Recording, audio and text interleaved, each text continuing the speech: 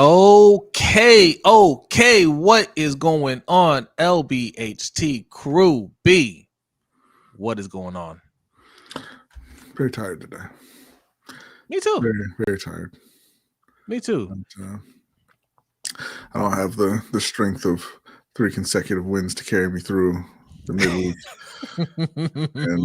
and I had forgotten almost immediately what it was like to be among the NFL impoverished. But here we are again. Yeah, you're back home. You're back home like a Sebastian Telfair, and just like, you know, you go on a trip and everything is luxurious, and you come back and it's like, man, it's still the same house. I hate it here. Oh man, the What? vertical's still not working. All right, we trying new things here. You know, YouTube is just doing YouTube things. I'm going to try to go into the studio and kick it off live. Like I don't know what's going on, but look, we're streaming live on YouTube and Facebook. Now it's not even there. That's weird.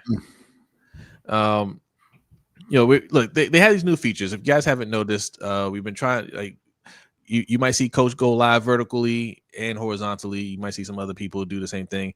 It's a new feature that YouTube and StreamYard are trying to give us some different options for you guys to view us, but it has been giving us a hard time here. Me and Hendo tried to do it the last 2 mornings, and we thought we fixed the issue, but it's still not going live vertically.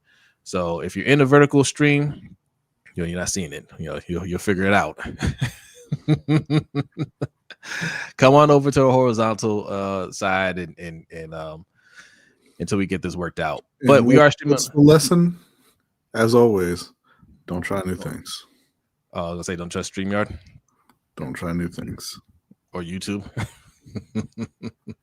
No, you gotta try new things. You gotta, that's how we learn. All right. So I'm going to try. All right, I'll get this worked out. Y'all. But yes, we are streaming live on YouTube and Facebook. No Twitch today. So should come on over to YouTube or Facebook. Look, the chat is here already, and let's start with the newest member, Kwame B.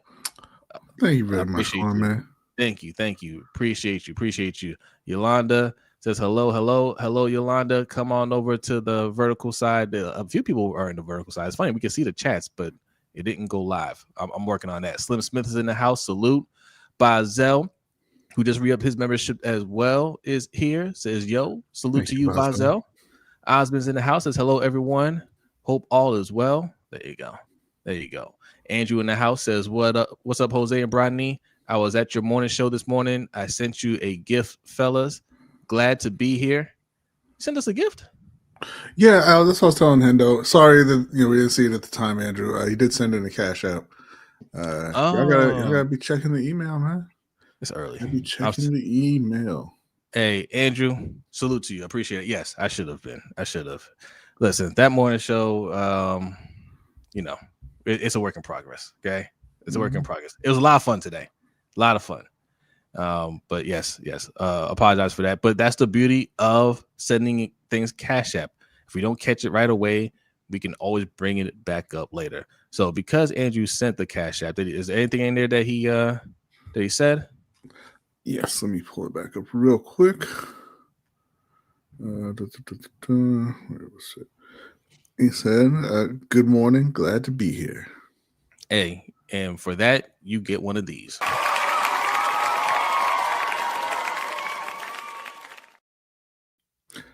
Thanks again, Andrew. Noah also sent in a cash app. Thank you very much, Noah. He says, hashtag LBHT crew.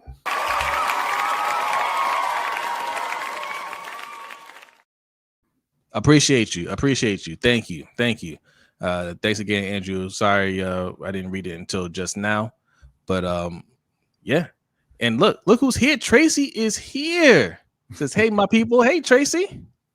Thanks for coming through. Glad to see you. And look, we should have started with this. Our producer's back. Adelia is here. Welcome back, Adelia. Yes, welcome back. Says this stream is not working. It's not going to work. Go over to the stream link. Yes. Thank you, Adelia. She posted it. See, this is why we need a producer. Yeah. This is why we need a producer.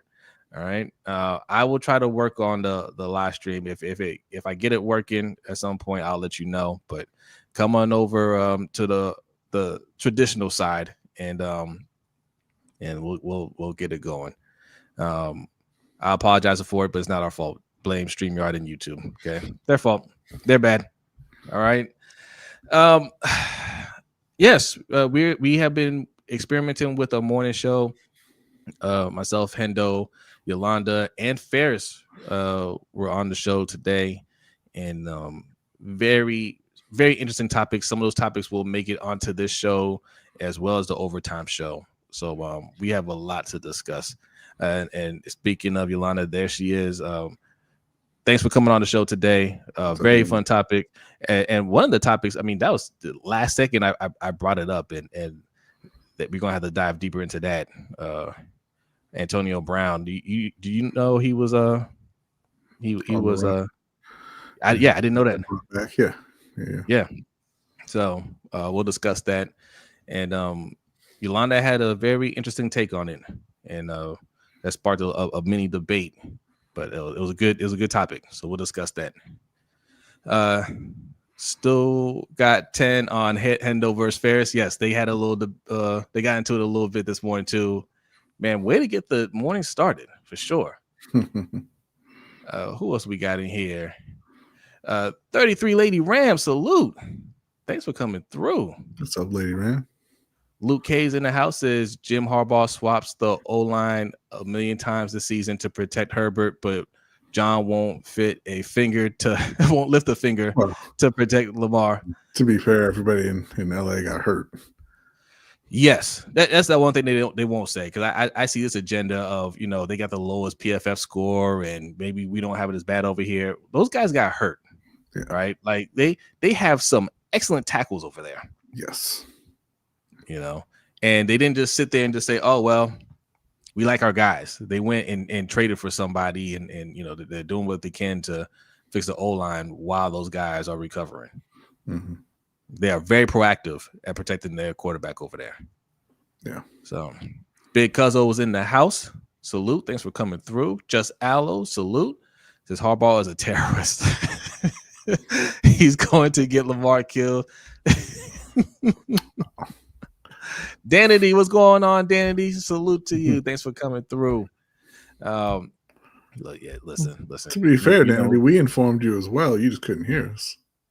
Yes, yeah. No, but she getting on us for starting late. Well, Look, we got Coach in the house. Salute to Coach. He just did a live stream with Quincy Carrier. Quincy he covers the Browns, does an excellent job over there. So they're discussing the Ravens and Browns game coming up. So Osmond's in the house. Salute to Osmond. I think we got everybody so far. Killer Cam in the house, says Ola Jose. And mucho gusto, Brodny. Nice to meet you, Cam. Yes, indeed. All right. We have a Black History fact that may or may not demonetize us. The greatest of all time. Vincent says Lamar didn't practice today. No, he did not. John Harbaugh said everything's fine, so be worried. So yeah, it's time to panic. All right, we got a lot to go over, but first we're going to start with a Black History fact, as we do every week. B and Akole have a Black History fact for you.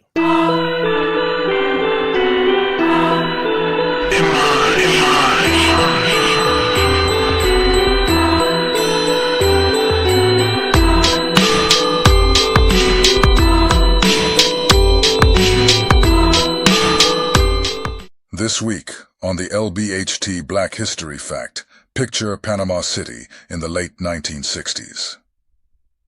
The neighborhood of Rio Abajo is alive with sound.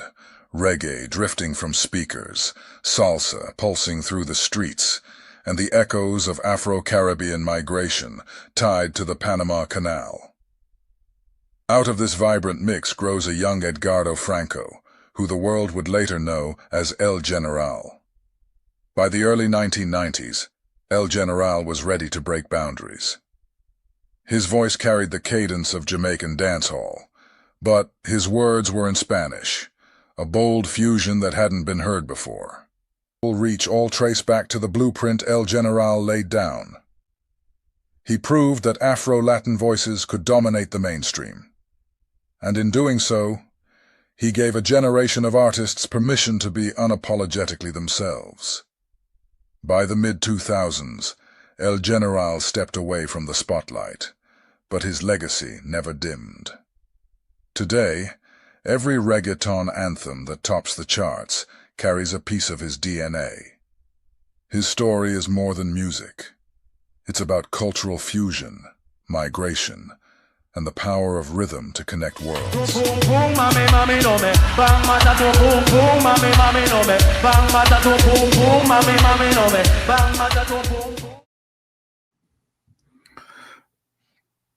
I swear to God, man, I think it's hilarious that like the coolest dude in the world was wearing that swashbuckler shirt. You know, he's posing with the thumbs up like El General approves of this picture. It's just so weird, but yeah. Yeah. So yeah, I'm learning some things about this vertical live thing. It may not be worth the headache. Mm-hmm. May not be worth the headache. It says you gotta go into the studio to go live, but there's no option to go live in the studio. Well, but that's YouTube's fault though, not streaming. So there you go. It is StreamYard's fault. They lied to us. All right. All right. So Zeke Hokage, salute. Thanks for coming through. Who else is in here? Spirit of Justice. All right. D Weezy. What's going on, D Weezy? Thanks for coming through. All right. So where we want to start? We have two big games for our teams coming up. Mm-hmm. Right. The Ravens are on a win streak, feeling good. This was expected because the schedule for them got softer, more favorable teams for them. What's up, E? Thanks for coming through. And they're doing what they're supposed to do in getting those wins. The Panthers had a major letdown this last Sunday. It sucks, but you're still 500. You're still in it. Mm-hmm. Other teams in the NFC South lost. Both of our teams are still in it. So, how are you feeling about the Panthers? Who do you have coming up this week? We got the rematch with the Atlanta Falcons. They played them back in week 3.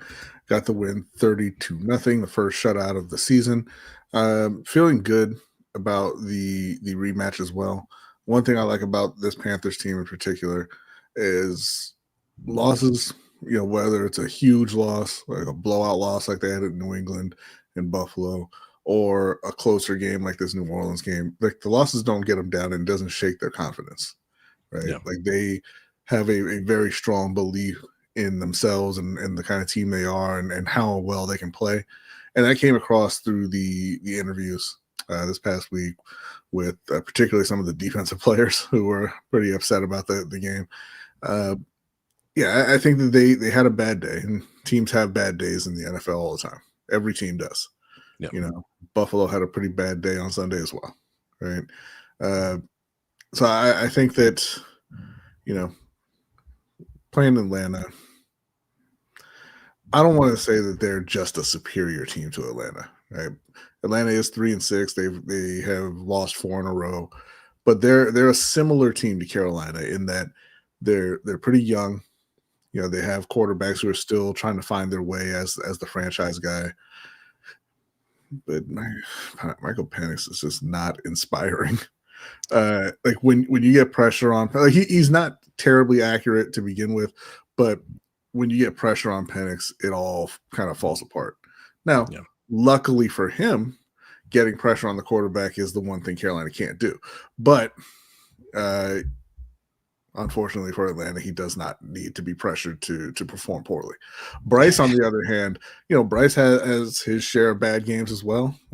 Did not look good at all last week, but under pressure, his completion percentage actually goes up, which is very odd. But he thrives under the pressure. And when they get in those late game situations when they still have a chance, that's when he plays his best. But overall, I just think that the Falcons offense, it's not coming together with Penix, right? And they have to rely a lot on Bijan Robinson, and that's just not going to be enough. How do you feel about their defense? Because I watched them play the Colts, and I thought they played pretty valiantly until Jonathan Taylor broke them down at the end. But I thought they did what they needed to do to win that game. They forced enough turnovers. Special teams killed them. Yeah, special teams is bad when that's that noticeable. If they didn't let the Colts start at the 50-yard line every time, they'd have walked away with the victory. But every time they force a turnover and Atlanta scores, whether a field goal or touchdown, Ashton Doolin or Amir Abdullah was returning it, either by midfield or near midfield. Like it was crazy every single time. They couldn't figure out how to stop that. Yeah. The Atlanta defense, again, pretty young, very talented. A lot of really talented young players. And they have been playing pretty well throughout the season. When Carolina played them, it was the same kind of thing. It wasn't that, they were just dominating that defense. Carolina forced turnovers and they were able to get some, relatively easy scores. So, I mean, they're tough on that side of the ball. But, so long as Bryce kind of takes care of the ball, they can get their run game back on track. I think that they can win a relatively low scoring, I don't want to call it a boring game, but you'll probably call it that. So as long as they don't make mistakes on the offensive side of the ball, I think that it'll be, the defense will put up a valiant effort, a good fight, but Carolina will still get the win. And 33 Lady Ram says, I'm looking at the NFC standings. Panthers still have a chance as Tampa Bay is not playing well and they have a lot of injuries. Facts. Yeah, and listen, they really needed to get that New Orleans win. They're 2 games back at Tampa Bay. That would have cut it to 1 because the Bucs lost this past week. But they do still have both games against Tampa Bay remaining. They played them 2 out of the last 3 weeks of the season. So, look, if it comes down to it, it's just going to be go out there and beat Tampa Bay. And if they can do it, they'll have a shot at winning that division. If they can't do it, it is what it is then. Yeah. We're gonna talk about the playoff picture for both AFC and NFC later on in the show. Kind of see where we're at. Pretty interesting picture as it stands right now. But we have some insights here. Which one you want to start with? I don't. Whichever one for Carolina and Atlanta. Okay. This one, Bijan Robinson and Tyler Algier. The Falcons' offense has run outside the tackles on 74.5% of their designed runs this season, the highest rate in the NFL by a wide margin, 12.6 percentage points. Bijan Robinson has the highest, 77.8% outside run rate among rushers with at least 50 total carries, while Tyler Algier has the second highest at 73%. Production has differed between the two running backs as Bijan has averaged 5.3 yards per carry on outside rushes, while Algier has produced just 3.7 yards per carry. So this is what we kind of talked about offline. This kind of goes against some of the other stats that are out there, particularly in Pro Football Focus. And I think it might just be a difference in the way they classify runs.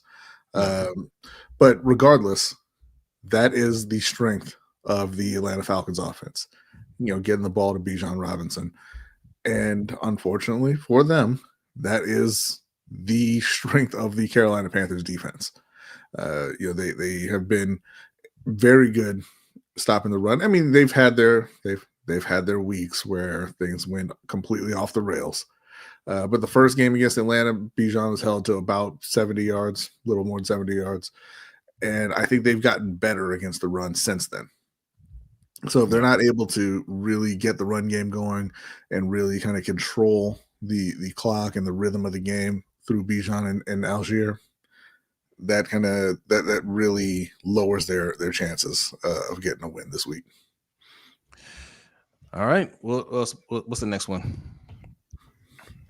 This is for the Panthers defense. Panthers defense has deployed dime personnel on 20% of defensive snaps this season, the fifth highest rate in the NFL.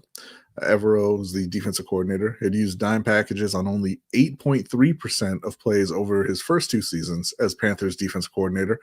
However, the Panthers are allowing 8.9 yards per play in dime looks this season, the third most in the league, compared to just 6.2 yards per play over the previous 2 seasons. Now, you might see that and say, wait, why are you playing in dime much more? Maybe stop doing that. And, I would probably agree with you on that. But I think that the reason they do it is that they're just not real confident in their coverage, and they want to get more, defensive backs out there because Christian Roseboom, Trevin Walls is actually out this week anyway, but those guys not very reliable in the cover. Like, Christian Roseboom has not had a single pass breakup this year. He hasn't forced any incompletions. They're both getting targeted or giving up over 100 QB rating when they're targeted. It's not great. They're giving up yards after the catch and all that. And teams have been able to attack Carolina over the middle, particularly with their tight ends. So I imagine he's just trying whatever he can to kind of stem that tide a bit, and just relying on the front with Derek Brown and Scorton and Wanham and Princely to handle the run game and try to get after the quarterback while he's giving as much help to the secondary as possible. Yeah, look, for what it's worth, man, I like what Derek Brown said after that loss, and frustrated but not demoralized, right? Mm-hmm. And he just said, hey, listen, look, we didn't overlook this team or anything like that. We just, we didn't play our game. And just how he talked about it, even Scorton it, right? Like, they taught like guys that there's no panic in that locker room. There's no, we're feeling bad about ourselves. It's, man, we know what we did. We know how to fix it, and we're going to fix it. So, they had, for a team that's been up and down, they're playing with confidence. Yeah. Right. That's what you want to see. Yeah. And on the other side, all right, do we have any more? I think that was it for Carolina and Atlanta.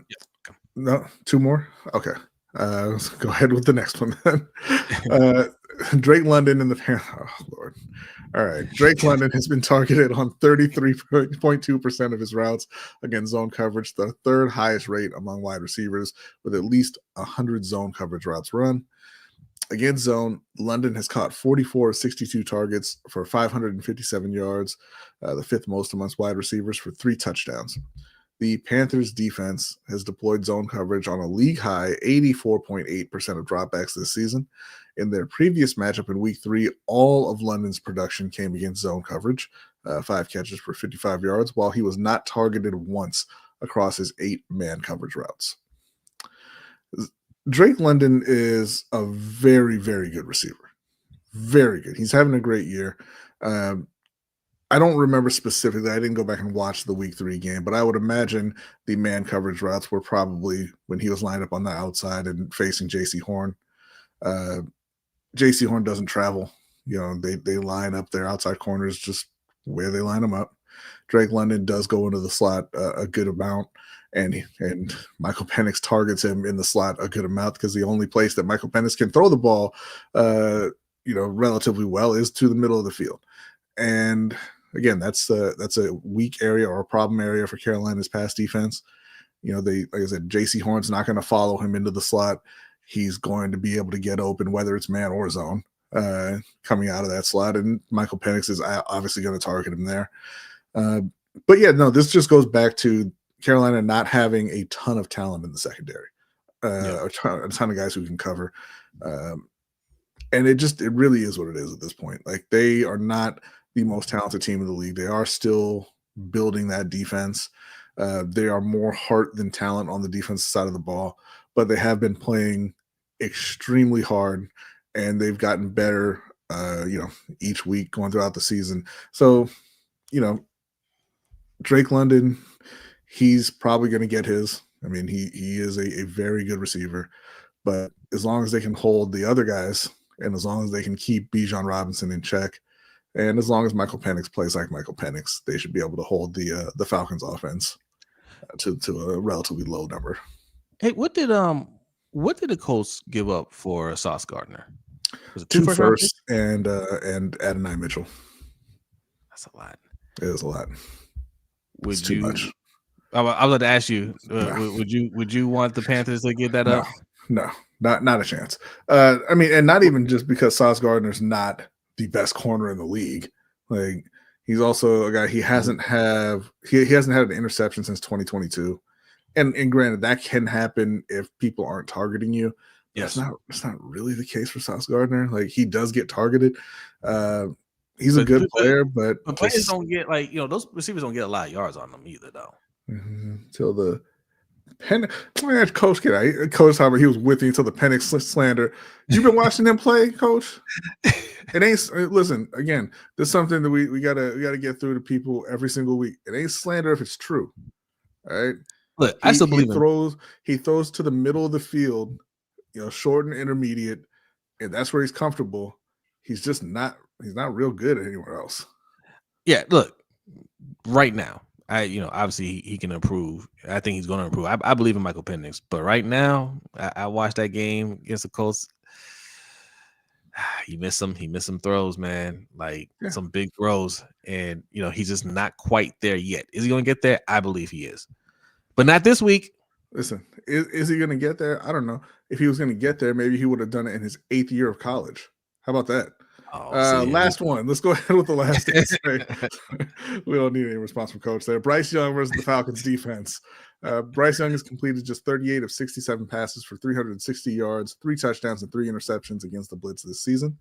Young has been pressured at the 4th highest rate, 52.5% of any quarterback, and has subsequently posted the 3rd lowest passer rating, 68 against the blitz.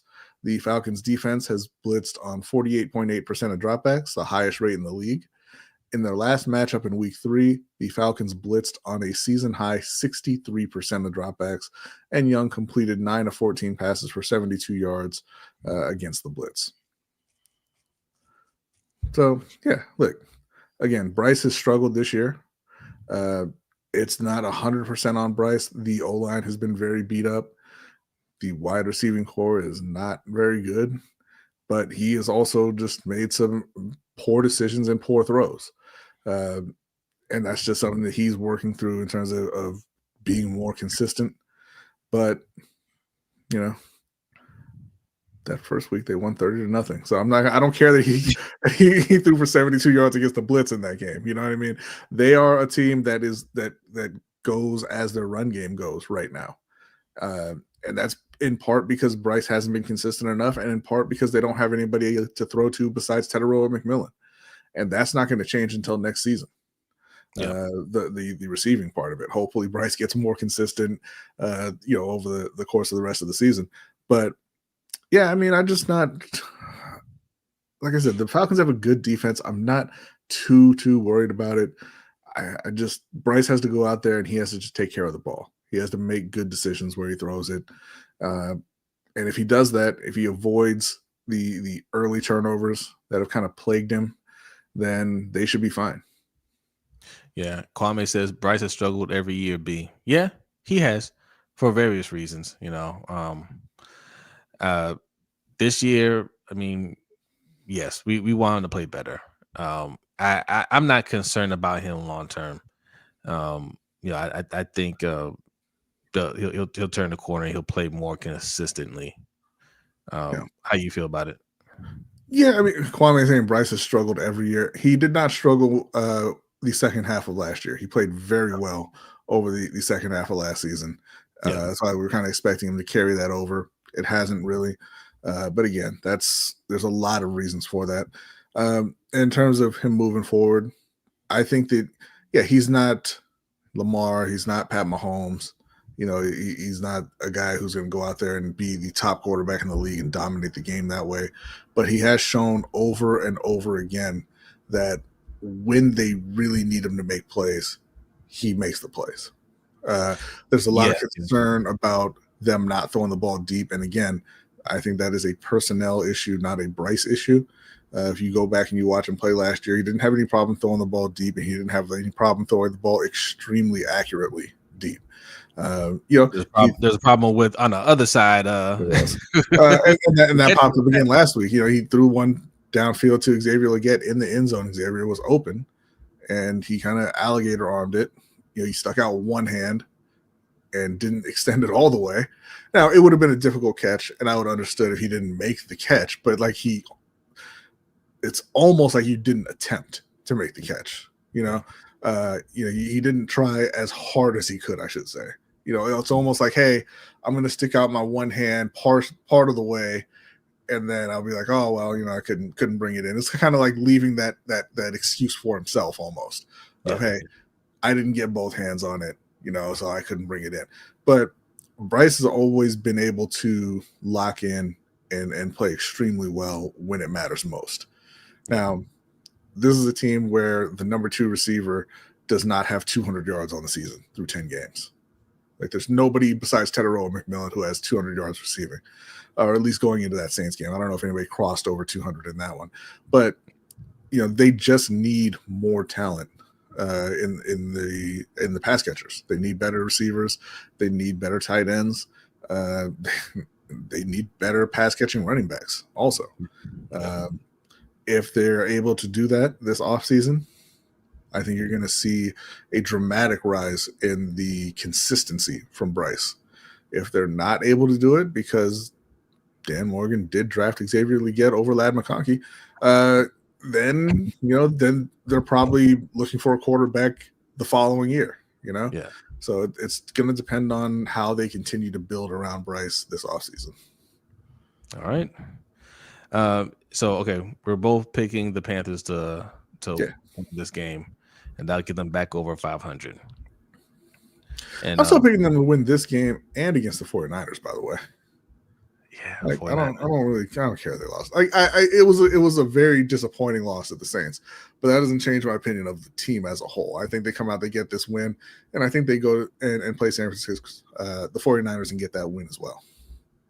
Yeah, I think when we were looking at the schedule, if they go out there and win 3 out of those 4 games, and the one loss was to New Orleans, you take it, right? Because we were expecting them to lose to Green Bay. So, Kwame, you might be hearing we need the tank, but that is not what I said. But tank for what? You know, like usually, I think right now, where they're sitting right now, in terms of the draft, which is obviously outside the playoffs, but also outside the top 10, so kind of in the middle of the first round. That's a great place to go and pick up the tight end from Oregon, Kenyon Sadiq. I think that they should go after a veteran wide receiver to be the number 2, rather than saying, hey, let's take another shot on a rookie and see if they develop. You've already got that in Legette. You've already got that in Jimmy Horn. You've already got that in Jalen Coker. Go out and get somebody who can play. Teteroa has already proven he can be a good starting wide receiver on the NFL level. Go out and get somebody who's also proven that they can play at this level. And, those other guys can continue to develop. And they need, again, like I said, more talent at that tight end spot. That's why I was, all for them trading for Mark Andrews, even though we know what Mark Andrews is about come January, February. But they just needed more reliable pass catchers. They're going to get what is hopefully an upgrade in the backfield when Jonathan Brooks comes back from his ACL tear as well. They drafted him in the 2nd round. He tore his ACL in college, and then shortly after making his debut in the NFL, he tore it again. Yeah, so he's rehabbing, but he's coming along there, but he's not playing this season at all. So he'll be back next year, and hopefully, he's the guy that they thought he was coming out of college, right? Yeah. And so that'll be a boost for the backfield. Like I said, you go into free agency and get a veteran wide receiver. It doesn't even have to be a great wide receiver, but just somebody that can contribute consistently. And then you can take a shot at tight end in the draft, and Bryce should be much better off next season. The O-line will be healthy again. The weapons will be much improved, and you can go from there. Yeah. I agree. I agree. That you tank when you need a quarterback. Really. Yeah, and not in this class. Right. You need a certain quarterback, Listen, not just there are 32 teams who should be scratching and clawing for every win they can get this season, regardless of who's under center. Because you see Arch Manning coming for you, you better run. No. All right, and this will be a class where there'll be like a great quarterback. We just don't know which one is going to be. Yeah. That's usually how it goes. I don't think all these guys suck, but it's not a great looking class. Like there's none of these guys where you're like, man, we better go get Fernando Mendoza. All right. Okay. All right. Look, let's go over to the Ravens. 3-game win streak. Mm-hmm. Sloppy game against the Vikings, but I'll take it. Like I told Coach yesterday on the Ravens roundup, I like their composure. Right.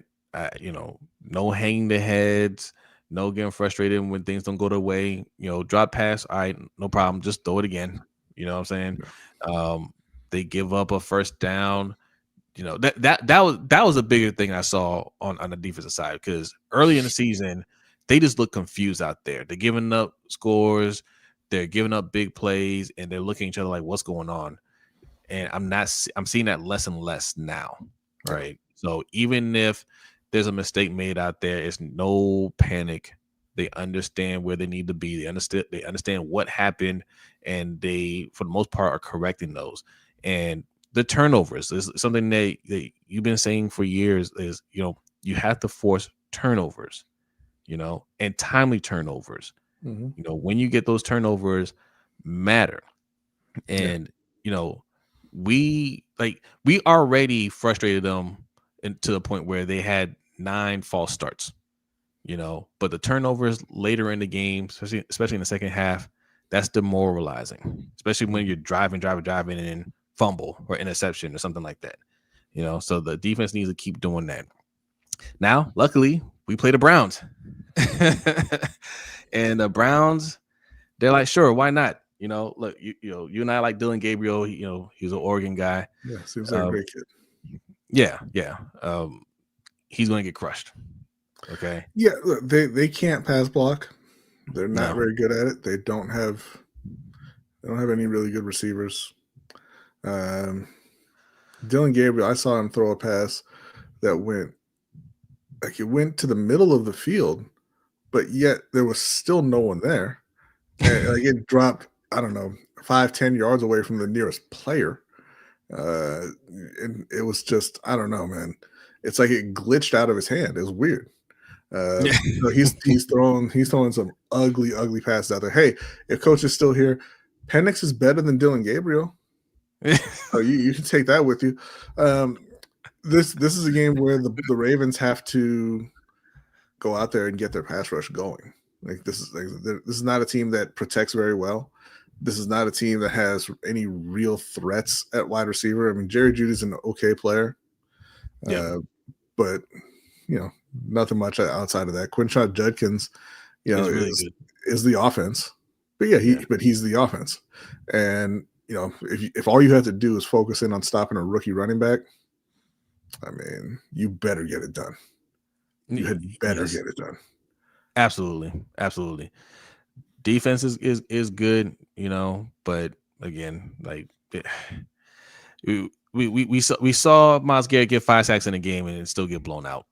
Yeah, I mean, like they don't have a lot going on here. They're at the point now. I thought they would be more sellers at the trade deadline, to be honest. Well, I mean, they should have been. If somebody offered you 3 first-round picks for Myles Garrett, you should have said yes. Listen, and we put out a little short, and we talked. Where B is talking about how 3 first-round picks, you take that, and the people that were mad that we said that are Cleveland fans. Let's just be real about it, because they have nothing else to watch. Right, but I mean, where are you going to get your quarterback? You have to, you have to, if you're not going to have that quarterback this year, put yourself in position to get one next year, or at least keep building everything else. You need to work on the O-line, try to get some star wide receivers, get something to where when you have Joe Flacco on your team, like Cincinnati, he can put up points. Yeah. There's still a lot of pieces. Like, they have a lot of young talent, but there's still a lot of holes on that team. Yeah. I mean, you look at the Jets, they traded Sauce Gardner, they traded Quinnen Williams, they got themselves 3 extra first-round picks and a second. Yeah. So they've got 5 first-round picks over the next 2 years. They're going to find their quarterback. They may pick the wrong one like they always do, but they're going to get the guy they want. Cleveland, I mean, I guess they're saying they're going to get it the old-fashioned way just by sucking. Yeah. So good for them, I guess. What's going on? Adrian says Ravens only favored by 7.5. Vegas may know something we don't. Only 7.5. They're on the road. Yeah, 7.5 is a fairly high number. Yeah, like doesn't the home team usually get like a 3-point spread or something like that? Yeah, being at home is typically worth 3 points. So yeah, 7.5 that's high. Yeah. Y'all are still 4-5, and Lamar didn't practice this week. Yeah, we're not a winning team yet. All right, let's see what we have. What stats do we have here? Low number against this team. This team beat Green Bay. Yeah, they did. They sure did. Quinshon Judkins versus the Ravens defense. Judkins has averaged 3.8 yards after contact this season, with his yards after contact 525, comprising 93.6 of his total yards. Think about that for a second. 93.6 of your 6% of your yards come after somebody hits you. I mean, listen, Baltimore, wrap up and this game is over. Marked at his 3rd highest among running backs with at least 80 carries. The Ravens have allowed 678 yards after contact. Well, never mind. Having 3.7 yards after contact, the 8th highest in the NFL. So, Roquan, if you want to be the $100 million linebacker, you want to be Ray Lewis light. You want to give them speeches. That's the stoppable force versus the movable object. Right. If Roquan wants to be all that, he want to give them pregame speeches and everything, get in there, wrap him up, and bring him down. Period. Yeah.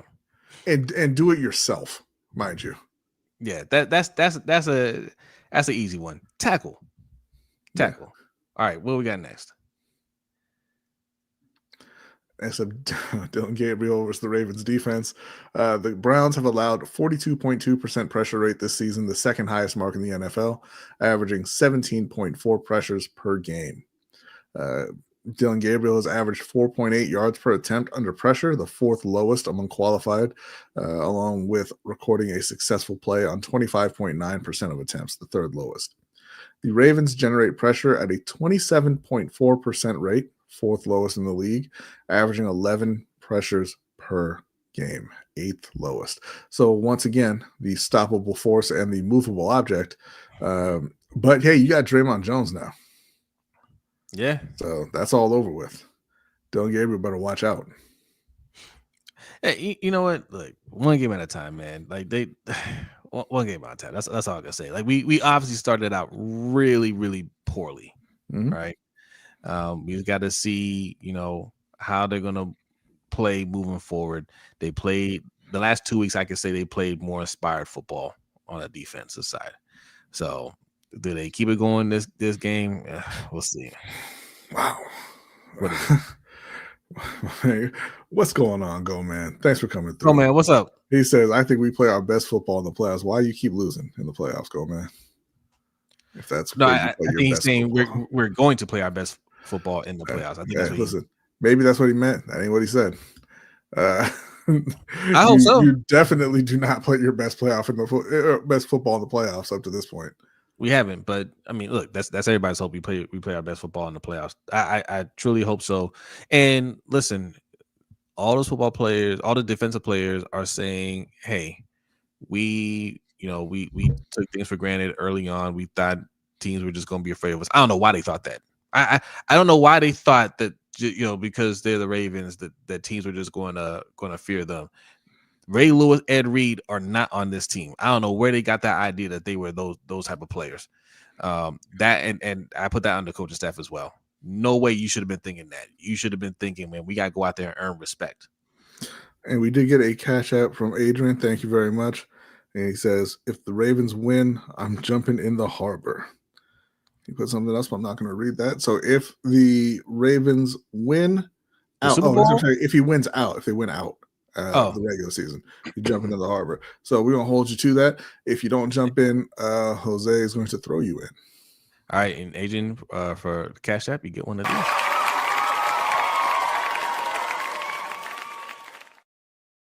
Appreciate you. Thank you.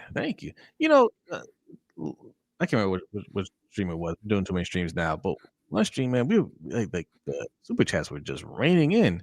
Yeah, were raining in. I like this, man. You guys are really showing us some love. We really appreciate that. Thank you. Yeah. Thank you. Got people signing up for the membership, by the way. Patreon.com/LBHT Show. I think I pinned the link in the comment. Yeah, it should be in there.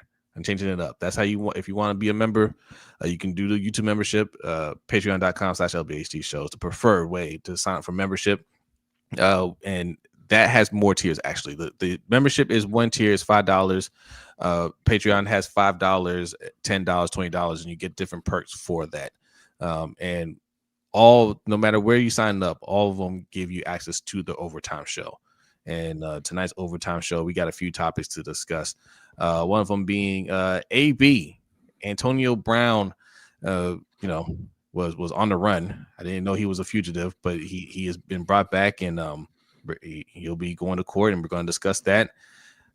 Stephen A. Smith, back to his shenanigans again. We'll discuss his beef with various people and the scam that he's running now. And who is the greatest Miami Hurricane of all time? All right. So those are three things that we're going to be discussing on the overtime show. Patreon.com/LBHT Show is how you can do that. Just Aloe says, Jose, did you smell the harbor this spring? P.U. Yeah. I think they were treating it because they had an oil spill, that big oil spill in a harbor. I think maybe it had something to do with that, with whatever they're using to treat it or something. I don't know. It did smell terrible. You're right. And I'll tell you what, the greatest hurricane, it's an easy one. That's Dwayne "The Rock" Johnson. No one has ever won no one's won as many titles as Dwayne after leaving college. Facts. They said it was bacteria, but isn't that what they use to clean up the oil? They use bacteria to clean up the oil. I think. I don't know. It smelled awful. All right. No. Yeah. Jumping back in next. We got one more insight for the Ravens. Lamar Jackson. Lamar has increased his quick pass rate since returning from injury, throwing passes under 2.5 seconds on 43.2% of attempts from weeks 1 to 4, 2.87 seconds time to throw, compared to 55.8% of his attempts from weeks 9 and 10. That's 2.79 seconds time to throw. In these past 2 weeks, Jackson has completed 21 of 29 quick pass attempts for 198 yards and a touchdown. Lamar said, y'all ain't blocking. I learned my lesson. I'm just going to throw it. Why is Lamar Jackson the only person on his team that improves every year? And this ain't even directed at the players. I'm directing this at the coaching staff. Yeah. Why can't John Harbaugh get better? Why can't EDC get better? Yeah. Like they just are what they are, and we accept that. We just accept that John Harbaugh puts players in the doghouse. John Harbaugh doesn't play young players that often. John Harbaugh is just going to, he's going to have these moments where he's just not, he has poor situational coaching, and that's just what it is, and we're just okay with it. Like you still have to adjust. What's the coach for the Giants when they won the Super Bowl? Jim Fossil? Not Fossil. Coughlin. Tom Coughlin even had to change, right? He talked about that. Like, man, I was losing the locker room. We weren't going to go anywhere. I had to make some adjustments in my attitude and how I approach the players, right? Mm-hmm. Pete Carroll, same thing.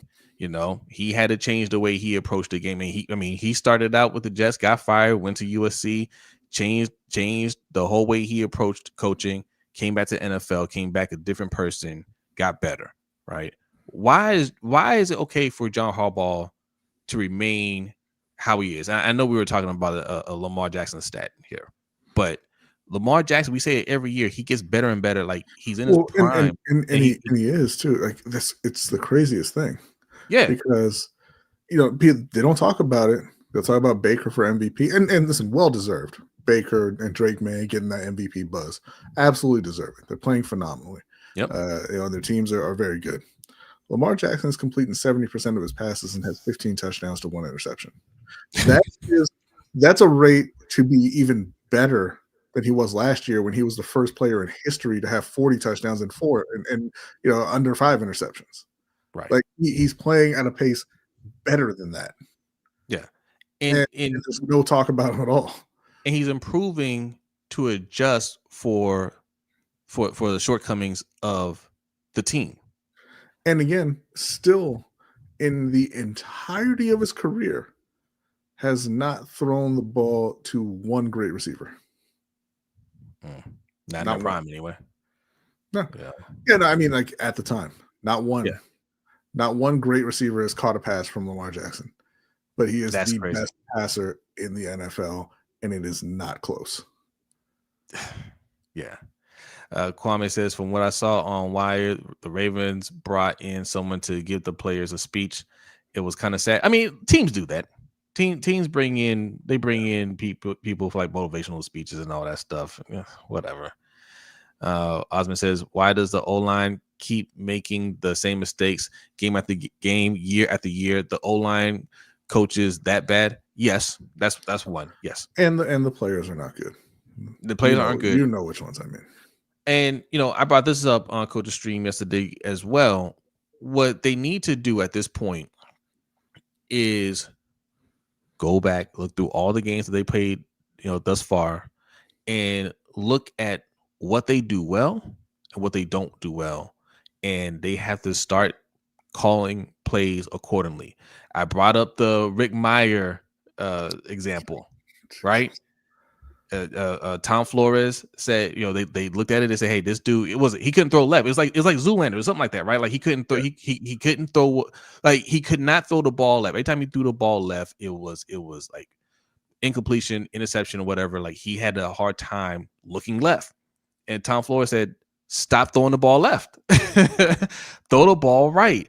And he finished out the season playing pretty good, and they were able to trade him before he got figured out. Yeah. Right. And they said, pass right until I find a sucker. Yeah. And you got to do that with these guards. Okay. What do they do well? Right. Do more of that, less of the things that they don't do well, and just hope that it's enough to get us through the playoffs.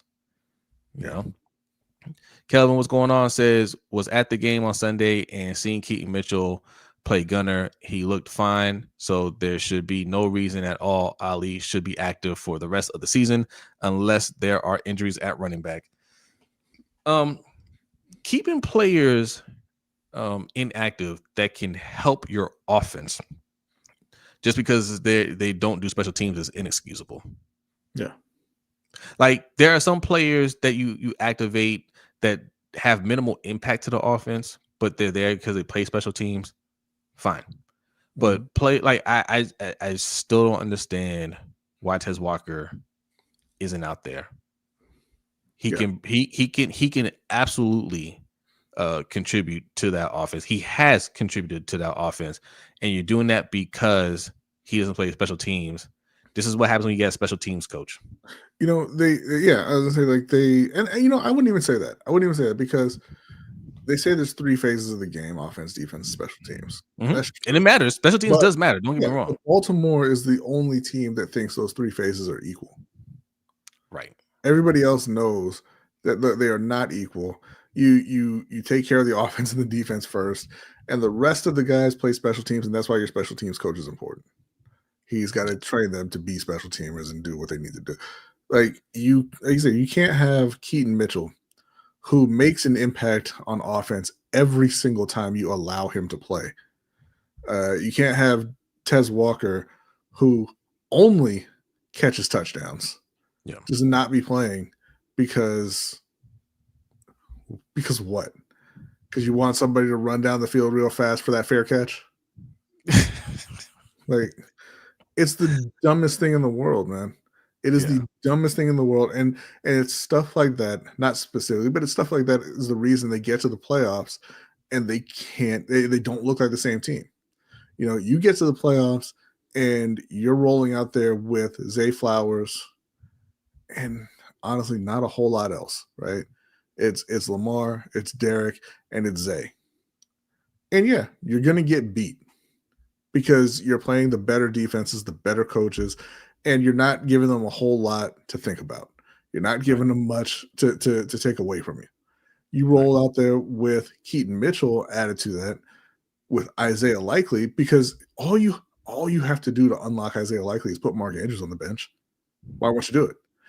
You go out there with Tez Walker active as well. And these aren't the greatest players in the world, but they give you something else that you have to worry about. You know, you don't have to worry about, and I don't want to hear it in the chat. You don't have to worry about Rashad Bateman. You don't.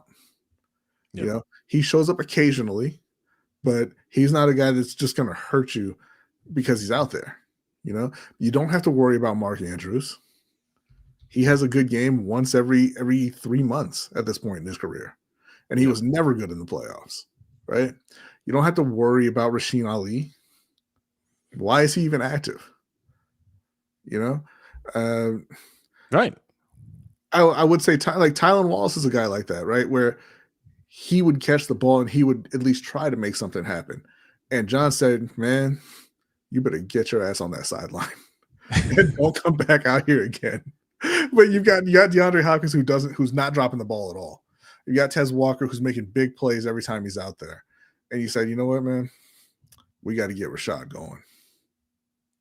It's ridiculous. Like it's just not okay. And again, this all stemmed from a stat from Lamar Jackson, and it's because, like I said, like he improves every year. He finds a way to improve his game to try to play as perfect football as he can, and nobody on that team is matching that energy. All right, I'm tired of it. I'll say Zay and Derek do. Like Derek, obviously, there's a there's a Hall of Fame player. You know, he knows what it is. I think Zay is out there. I think he is trying to improve every year. And that was directed more towards the coaching staff and front office. But outside of those three, like I said, man, Falele, just fall on somebody, bro. Like if you can't get the technique down to block, just fall on them. What are they gonna do? They're not gonna push you off of them. I know that. I don't know, man, personally, but I mean, I don't know. Are you really putting in that, you know, all you can put in to this game? I don't know. I don't know, because this is more that's not ability out there. He has the ability. You don't know who to block. Yeah. So are you, like, you know what I'm saying? Like you don't know who to block out there. Are you really putting in the work? You know, if he was diagnosing the plays properly, he's in front of who he needs to be in front of, but he's just getting rolled over. He just physically can't do it. That's different.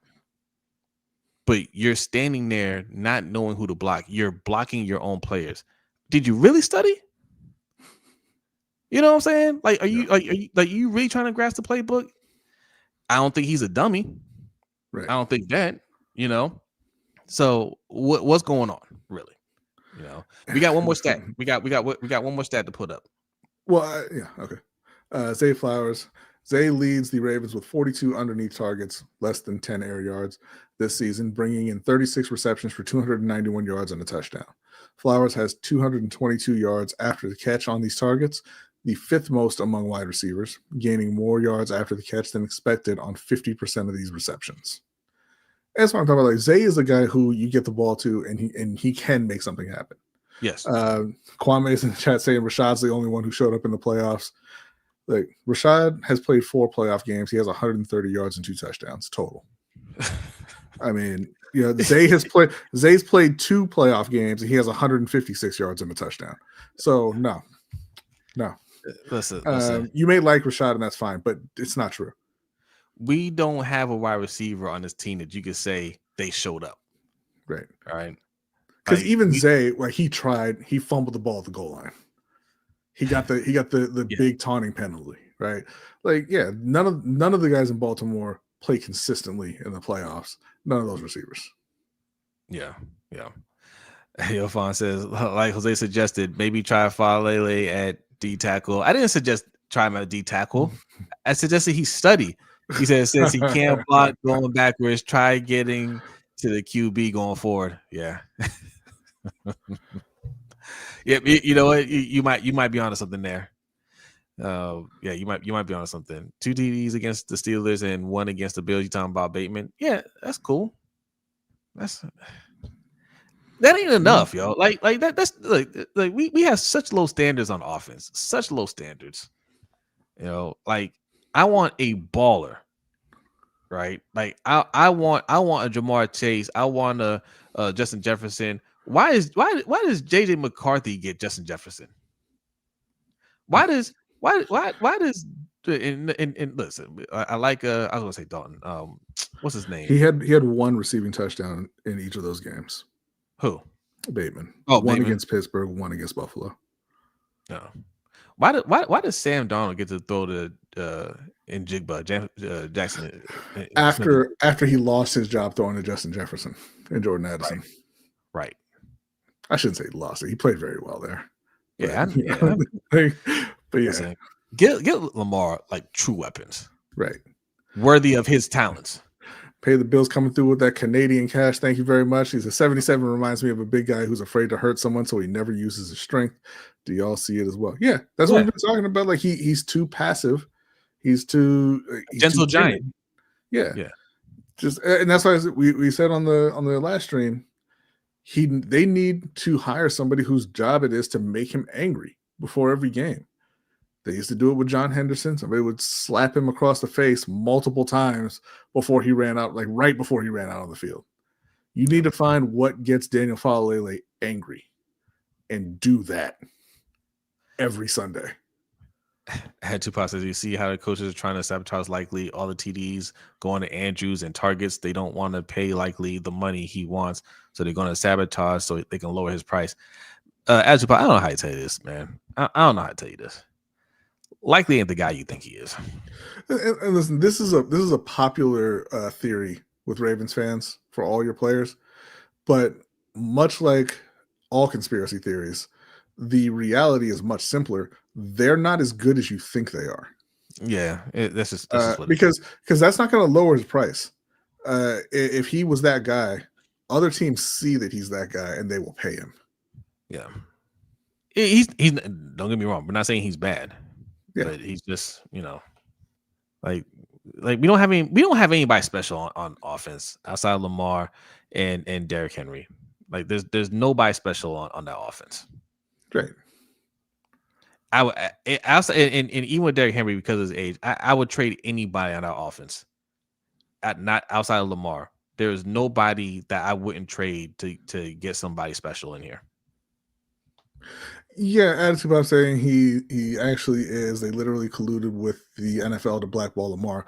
Yes, that was they didn't blackball Lamar, but that was a different issue. That wasn't so he didn't get paid. They gave him the biggest contract ever for a quarterback. It was about guaranteed money. The NFL owners don't want fully guaranteed contracts. Yeah, and Isaiah Likely he's not endangering anybody, with that kind of contract. Like he's not that type of player. All right. No. You compare him to Brock Bowers? You're like no, man, no. He's not that type of player. Zay is special. Zay's not special. Attitude pop. Zay is a good player. He's not. Again, what are we doing here? Watch some more football. Like no, he's not Jamar Chase. He's not Justin Jefferson. He's not Puka Nacua. He's not that type of player. He's not. So, all right. Look, thanks for the super chat. Pay the bills. Appreciate everybody that's donated. Look, we are critical of this team because the expectation for this team is higher, right? The expectation was supposed to be Super Bowl. So, you know, we hope, what is it? No, I just read the part where he said if he gets the targets, he's better than Brock. That was No. Go. cool. I mean, I would tell you go watch the Raiders play, but that's hard to see. But listen, Brock, he is not Brock Bowers. I can just take our word for it. He's not Brock Bowers. And look, I saw him get a target and he couldn't catch it. If Lele could block any better, we could see more of the offense, but we can't. Listen, the Falele project, as far as I'm concerned, is done with. Okay. There's some other O linemen that you need to give a chance at. When Emory Jones is healthy enough, he needs to be out there. What's the other kid's name? Bullock. He needs to be out there. Kenyon Green needs to be out there. Carson Vincent needs to be out there. I know he's listed as a tackle, but give him a shot. There are guys out there that I know. If Carson Vincent has played left tackle, I thought he did a solid job in preseason. I guarantee you, if you give him a shot at left guard, because look, we're talking about Falele. I hate that we only focus on Falele because y'all's person, y'all guy, Andrew Voorhees. That's all we had to hear about in the offseason. Oh, we're good. We got Voorhees. He sucks too. If Carson Vincent can go in there and get some reps at either position, left or right guard, I suspect he will take that job. That's my guess. I suspect that Carson Vincent could play guard better than those two that we have right there. So, but we have guys on the team that we have to get a look at right now. And I feel like these other guys can do a better job. Like, I mean, you can't, it's hard to get worse than what they've done. Well, you know what they need to do? They need to fire their offensive line coach. Yep. You got to go. You got to go. Like, Carolina has lost a lot of linemen this year. They've played more combinations on the O-line than most teams. I don't think they're number one, but they're close. They're close to the top in terms of the number of combinations of O-line they played. And I'm not saying that they've all played, stellar, but the O-line has played well despite all the injuries, and that's with running less talented guys out there. Baltimore can't get it right with their starting five, who have been together now for a year and a half. Now, yeah, Voorhees and Falele aren't good, but a part of that is coaching. Yep. Like, for them to still be this bad after playing this long. Yeah, no, he got to go. And, this whole thing, like not subbing in guys, I just, I ain't with it. Like this coaching staff is doing a terrible job. That being said, they're going to beat the Browns. Okay. They're going to beat the Browns. And we'll be back at 500, and the playoff picture is starting to shape up. Now, I said I was going to bring up this image earlier, right? The playoff picture as it stands after week 10. All right, here it is. On the AFC side, you got Jaguars, you got Broncos, Bills, Patriots, Chargers, Steelers, and the Colts with the number one seed right now. Right. On the NFC side, you got Packers, Seahawks, Bears, Lions, Rams, Bucks, and the Eagles with the number one seed. That's how it stands after week 10. I mean, the Chiefs aren't even on here. Yeah. And I know it's another glaring omission. Carolina's not on here either, so I'm not sure this is up to date. No, it's accurate. It's accurate. But this just goes to show you, like, man, like it's still open. Like the Steelers are spiraling downwards. Jacksonville ain't looking great. Buffalo's not looking great. Like this is. Baltimore's going to beat Cleveland this week because they're Cleveland. Yep. Cincinnati is going to beat Pittsburgh this week because Pittsburgh is terrified. And at the end of this week, Baltimore's going to be in first place. Man, listen, I thought we would have to wait until we play them to leap over them, but I don't know, man. Like, like I meant what I said about Aaron Rodgers, how he was going to fall apart by the end of the year.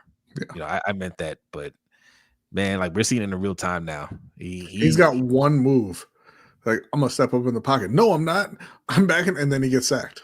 You know how you know he's falling apart because he's not even screaming as much anymore at his teammates. Like he'll start pointing the finger at his teammates and screaming at them if he feels like they ran a wrong route or it wasn't a perfect route or something like that, or he felt like he could have caught it. But now he's not even screaming anymore. He's just like, yeah, that was on me. I was going to shake my head. Rodgers looks 100 years old. Yeah, I mean, he's done. Yeah, he's done. Look, the Colts are getting exposed a little bit too. They're not going to be number one seed for much longer. I'm just going to put that out there. But the AFC as a whole, we talked about this on the Ravens Roundup as well. The AFC is there for anybody's taking. Yeah, right. I think that again, the closer we get to the end of the season, the more clear it is that KC is the class of the conference. And like you said, they're not even on here yet. Right. But they will be. They're the best. Like, there aren't any great teams. There are no elite teams. The Colts aren't it. The Bills certainly aren't it. I mean, the Patriots are having a great season, but I don't think that is going to extend to playoff play. I think that Kansas City is clearly the best. I honestly, and I'm going to say this until they play another good team and their defense gets exposed again. Baltimore is the second best team in the conference. As it stands right now with the way they're playing. The NFC is actually better. I think Green Bay is a solid team. Detroit is a good team. The Rams are a good team. Tampa's a good team. And then Seattle, I think, is a step above those guys. Seattle's killing right now. The Eagles are going to be out in that second round. You think so? Yeah. They're not all on the same page. And they don't have the magic like they had last year. So I think that either Tampa or LA Rams get them. I think they go back to the Super Bowl because last year they weren't on the same page either. Like, we were talking about firing. At this time last year, we were talking about Sirianni getting fired. Yeah, but it feels different now. Like, Saquon's not dominating. Jalen Hurts can't get the ball to A.J. Brown at all. And he is vocally pissed.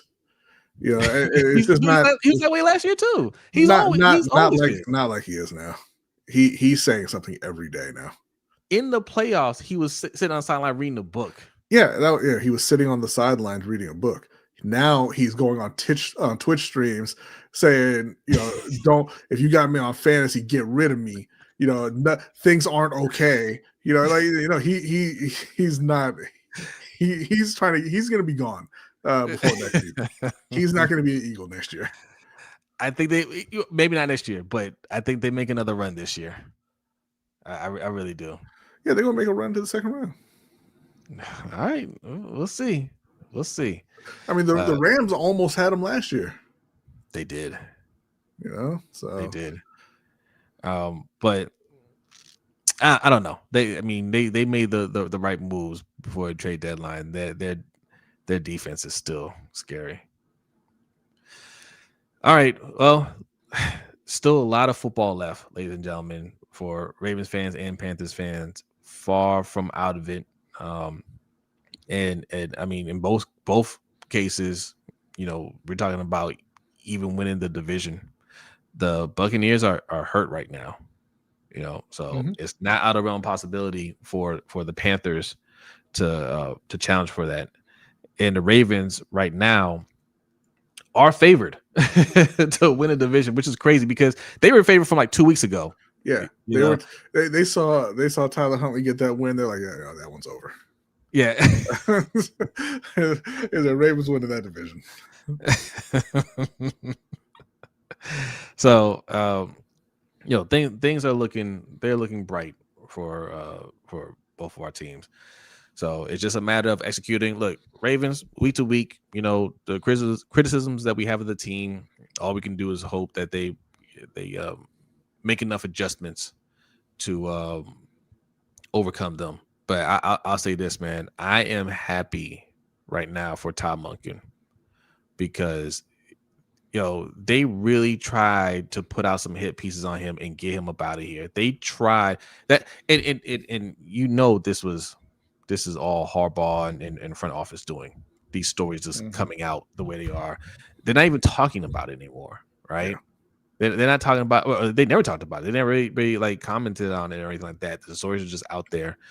I'm not even sure if anybody asked them about those stories, right? But you didn't really get any quotes from anybody when if they were asked about it. But that was definitely something out, to cover themselves, because I think they felt like, all right, Lamar's going to be out another week. We're playing Chicago.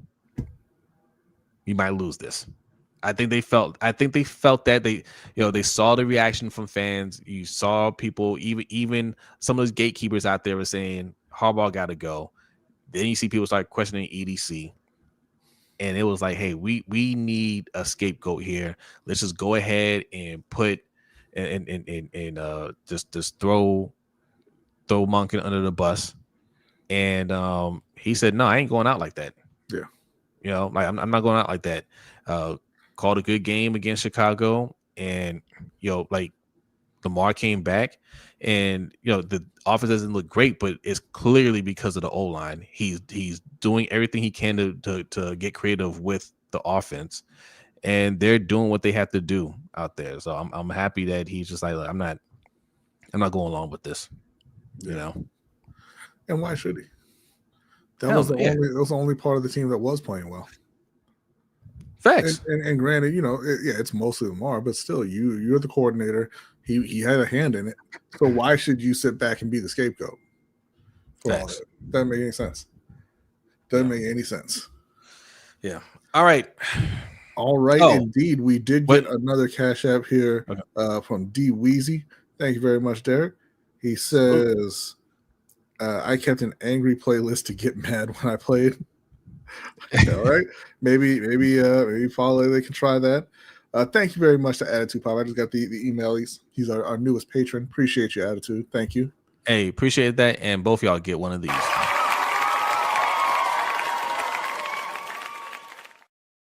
That's for both of y'all. I ain't playing it twice, but salute both of y'all. Appreciate the Cash App. Appreciate signing up for Patreon.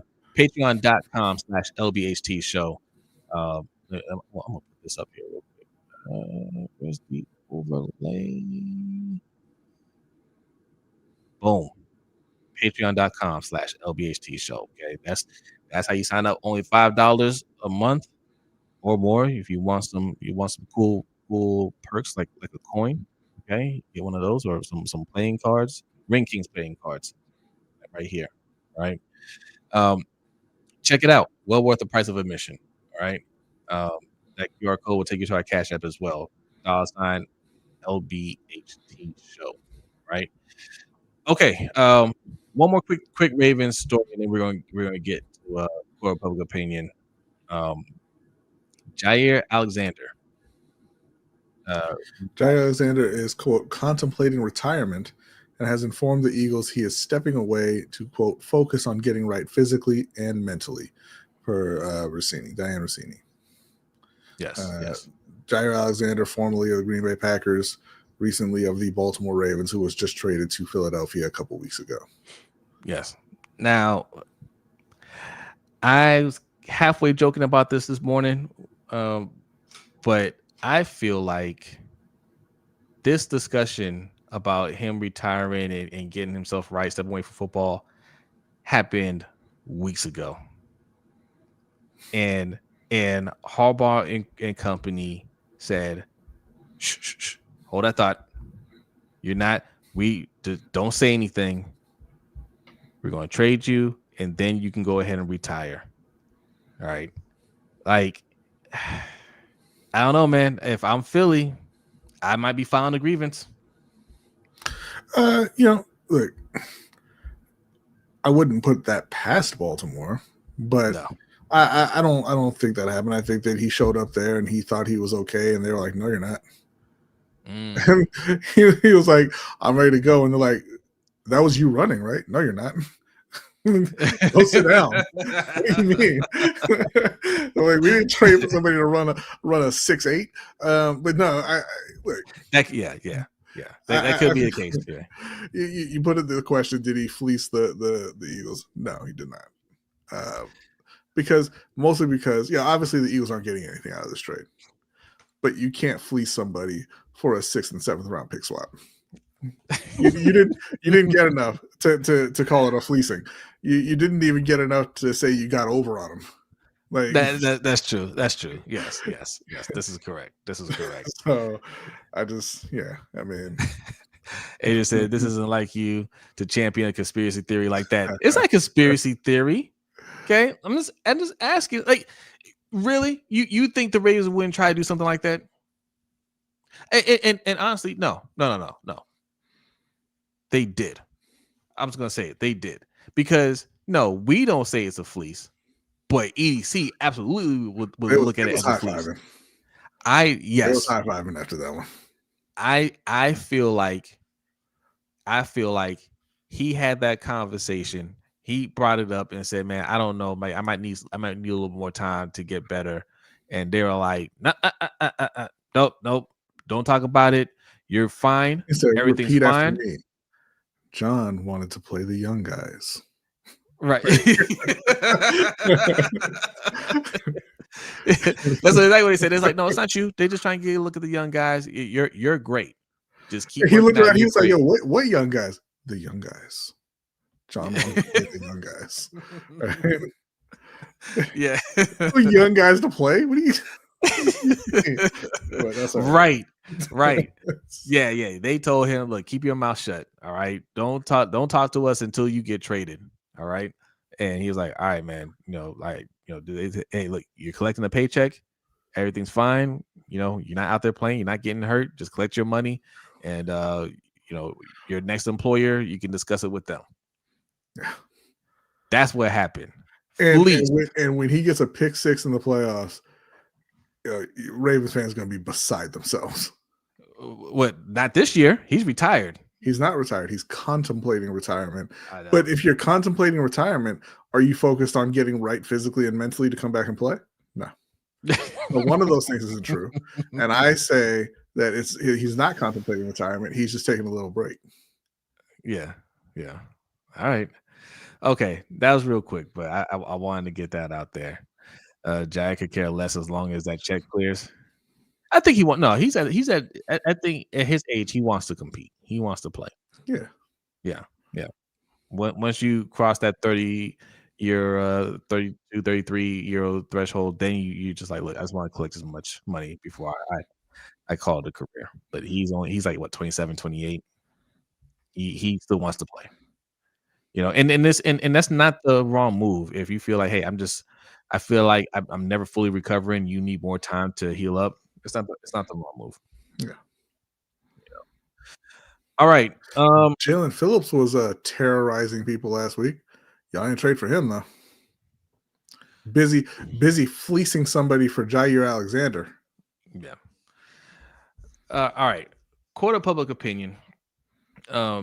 This one is about sports betting scandals. Okay, there are a lot of scandals going on. We didn't talk about it on the main show. We talked about on the overtime show the NBA FBI scandal involving Chauncey Billups. What's the other player's name? Terry Rozier, Damon Damon Jones, and a bunch of other people got arrested as well. But big names.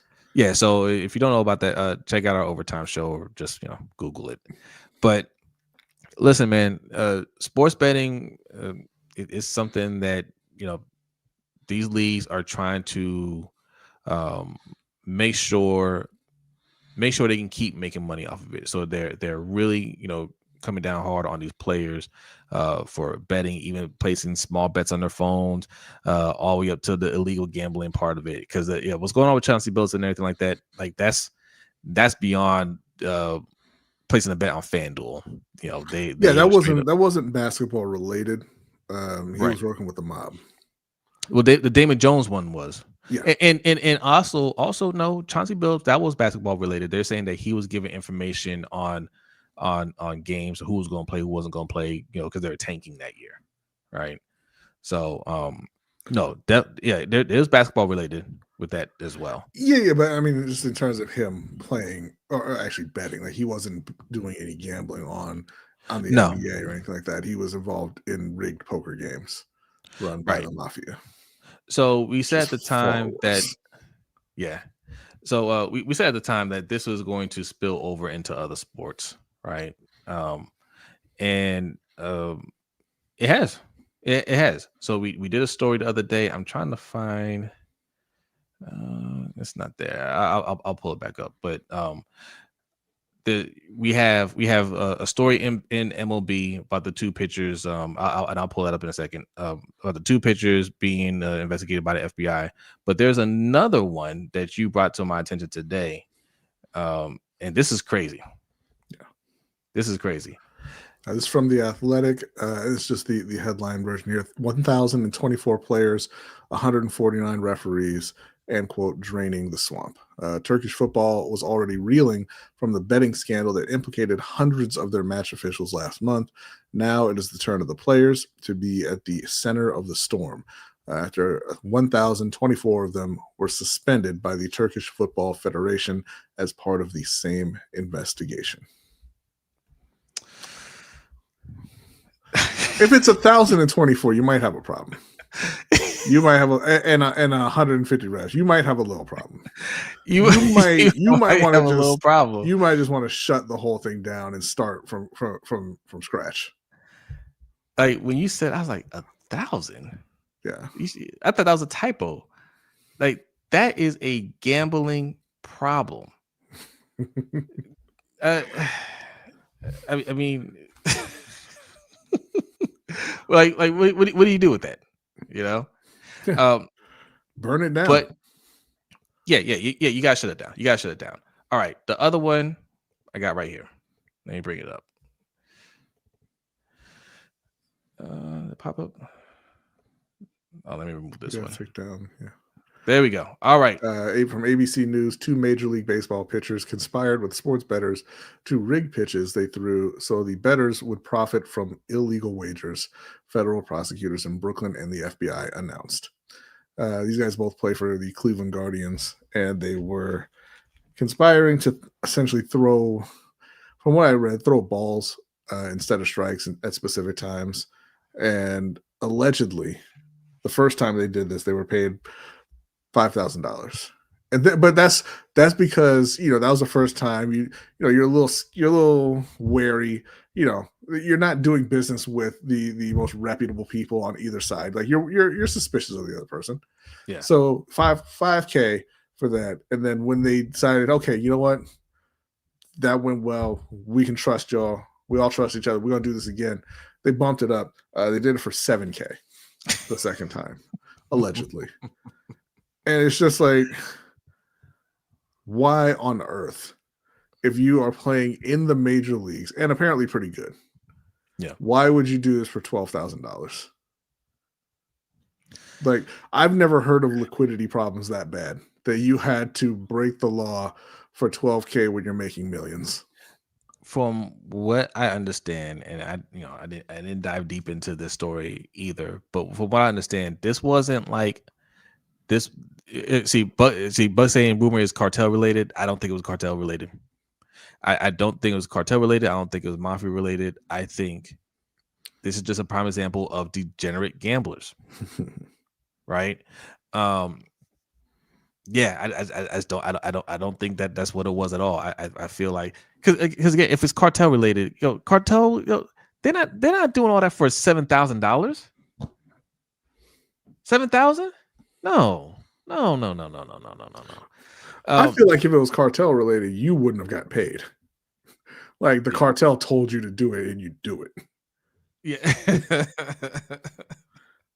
I don't know. No, I don't think that's what it was at all. I think it's just gambling has become more widespread and accepted, and it's easy to get hooked on that, which is why I just don't think it should be legalized. It shouldn't have been legalized outside of like Vegas and Atlantic City. And definitely if you're going to legalize it, regulate it as much more than you do right now. That's what I'm trying to say. I'm not with how readily available it is. I'm not with how much they advertise it, and get these celebrities to sell it and all this stuff. You need to regulate it the way you regulate tobacco, right? Tobacco. They used to have the Flintstones market cigarettes to people. Yeah. Right. Like the Flintstones are for kids, and they're trying to get kids hooked on cigarettes, right, from an early age. That's kind of what DraftKings and all these places are doing now. That's why you have all these shiny lights and colors, and you got these different stars and everybody, getting this younger generation hooked on gambling. If you don't get if you sign up for one of these apps, even on Sleeper, I didn't even know that until B told me. Like, we use Sleeper app for fantasy football. I didn't know you could gamble on there. Mm-hmm. And if you set up an account, you start gambling, and then you stop, they send you notifications to bring you back in. Right. They need to reel all this in, but they're not going to. The reason why, and there's another story we didn't bring up either, was even UFC. There's an investigation of two fighters throwing a fight, right? Yeah. And this is all because this is all just a sham, in my opinion. This is all just for show. This FBI, led by Kash Patel, he's a joke. This regime is a joke. They're doing this just to show that, hey, we are being tough on this, and we're not gonna let this get out of control, and you can trust what you're seeing, right? Like, yes, there's a lot more people that you can crack down on if you really want to. They're not trying to do that. They're just trying to go around and make examples and give you these headlines that say, we're doing our job, don't worry about it, we're on top of it. But there's a lot more going on. What needs to happen is you need to regulate this more, but they're not going to, because it's already a multi-billion-dollar industry, and it just started up. I hear what you're saying, but I can't agree fully. And this to what Slicer's saying as well. What the hell do you expect when players and analysts can gamble openly and it's promoted on many advertising? Go figure. Yeah, that's for just people, right? Yeah. It's legalized for everyone now, and so yeah, they're all pushing it. They're all making money on it. Sports betting has been going on a whole lot longer than and sports betting and this kind of stuff, rigging games, shaving points, flat out throwing games, everything, throwing fights, all that kind of stuff has been going on for a whole lot longer than you've been able to place a bet on an app. Because there is a lot of money to be made. And if you can predict the outcome, or if you can not predict but control the outcome of a game, you're going to make a bunch of money. And people who are just interested in making money outside the lines, we're going to do that, period. Banning, Adrian saying ban it altogether, that won't stop anything. No, nothing stops completely. I think it definitely slow it down. I don't think it would. I think that you will see. I mean, obviously it'll get rid of the things like Calvin Ridley sitting at home betting on Falcons games or whatever. Like that won't happen. But that's not a big issue, right? Like, he wasn't playing in the game, he wasn't with the team, he placed a bet, whatever. Okay, you got to take your suspension, go. The big issue is people altering their performance, coaches altering their strategy in game to hit certain overs or unders or whatever, and that's not going to stop or slow down at all. Like, I think those guys are out there to make that money. The lower level players are doing it because they're not making as much, obviously, as the stars. Higher level players will do it if they're leveraged with the wrong kind of people. But I think it leads to that, though, right? That's what, like with Jonte Porter, right? Like, placing those bets, on himself, because hey, I can go on here and bet on myself and make some quick cash. Like, it encourages, this what I'm trying to say, like this habit, like this compulsion to gamble when it normally wouldn't be there. And when and the setup, well, no, not as rarely as available as it is now, right? Like, you have gamblers now that would have never been gamblers if it wasn't legalized, because all they have to do is download an app, right? They don't have to step into the casino. They don't have to call anybody. Like, it's right there. And, they're giving you some free money to bet with. And then when you don't win, it's like, oh, I got to put some more money in. It's predatory, right? It's the same thing we do with like they do with like free to play games, and a lot of countries ban that. Yeah, no, they do, and rightfully so. But to a point that you often make about athletes, they live in a different world than we do. It wasn't readily accessible to us. It has always been readily accessible to professional athletes. They're traveling all over the country. They're in casinos all the time. They're being approached by people who want to suck them into this, who want to have that leverage over them. It's always been right there for them. Like, the what Chauncey and them were doing wasn't legal. But Gilbert Arenas was also involved in that, right? Some guy that he met was like, man, why don't you and I, Gilbert, me and you, multi-millionaire celebrity, why don't you rent a house and let's set up a poker game? Why wouldn't Gilbert just invite some people over to play poker if he wanted to, right? Like they approach them, they suck them into that world, and they can get leverage over them, whether that's we're going to expose that you're gambling, or whether that's, hey, you owe us a bunch of money, so now you're going to do this, whatever it is. Like, that's always been there for professional athletes. It hasn't been as prevalent for regular people. Yes, and I'm not arguing that. What I'm arguing is it's still much easier when it's at the tip of your fingers, right? They've never had that kind of access before. The other thing that you're talking about still requires them to socialize with those type of people, right? So there's still a chance that they can say, nah, man, I don't really know you like that. I'm not with that. Or, or they don't even come across those people, because it's not like they're approaching every single player, right? FanDuel is approaching every single player. But I would argue every single player. Yeah, no, but I would argue that just goes to the character of the person, right? If you are going to say, hey, I'm traveling around all these states, and in some cases, different countries and all that, all the time, teammates and everybody are going out to casinos. It's a regular thing to do. And you are just like, no, I'm not going to do that. Then you're also going to look at that app and say, no, I'm not going to do that. Now, if you are the type of person who is going to go into that casino and bet more money than you responsibly should, then FanDuel advertising to you that you get $200 free dollars to bet freely is going to be very appealing. And then you're going to download the app and you're going to do it. But like that, look, it's compulsive, right? And some people, it's a problem. Like they don't mean to go into it like that, right? Yeah. And then no, absolutely. But I think that's a smaller number than you're suggesting. I think that happens to a smaller number of people, whereas these apps prey on people who are already predisposed to doing that and just maybe haven't had the outlet. Again, just like you're saying with free to play games, right? Most people, the overwhelming majority of people, download free to play games and never spend any money. It's the people who are kind of predisposed to that kind of excess that download those games and are spending thousands and thousands of dollars, whether they have it or not. And by the way, when we say free to play, it ain't free to play. No, it's free. It's free to play. It's just it's not free to have fun. Yeah. you want to enjoy the game, but no, like those games, their strategy. I mean, it's specific. Is, hey, 5% are going to make this game profitable and fund the other 95% who never give us any money.